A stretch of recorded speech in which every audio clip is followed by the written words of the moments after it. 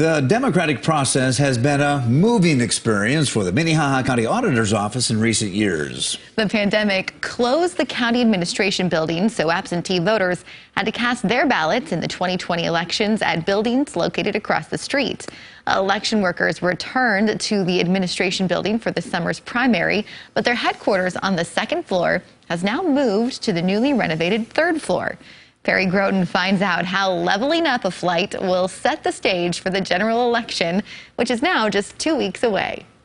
Welcome to the brand new election center at the Minnehaha County Administration Building. This should allow for a longer line of people.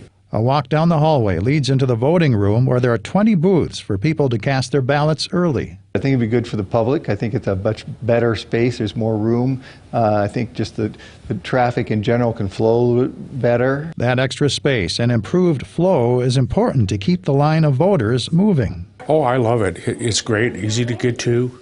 Directions in the hallway tells you exactly where you need to go. You don't have to worry about, oh, am I going to the right spot or not? The signs were well marked to get in here, and the flow was very easy, so very nice facility. Back in the spring, the renovations to the third floor were still very much a work in progress. Election duties were handled downstairs for the June primary.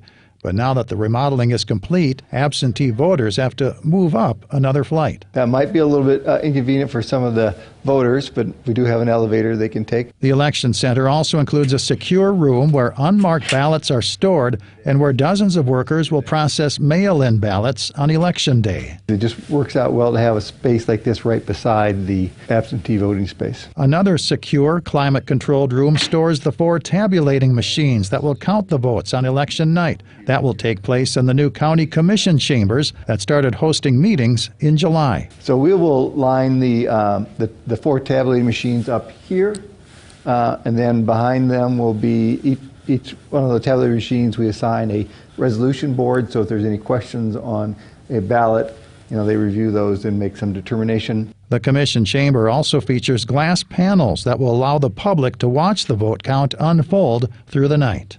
The public wants to be confident that we're taking great care with the ballots, whether they're voted or just blank ballots, and I think we should be able to let them know that, yes, we've got them in a very secure space. Election night will be the true proving ground for this newly renovated space and how it will serve the public for elections in years to come. It's hard to justify building a separate building necessarily for elections, but when you can have a dedicated space that can be used during the election season and then can be used for other things when the election season is not going on, that's a really good use of taxpayer money. Now that the election center has a permanent location, county officials see making the move from the second to the third floor to be a step up for voters and election workers when it comes time to cast and count the ballots. We know it's always going to be up here. We can plan for it and we can staff for it, and just really sets us up to be prepared for the future. With Eye on KELOLAND, I'm Perry Groten.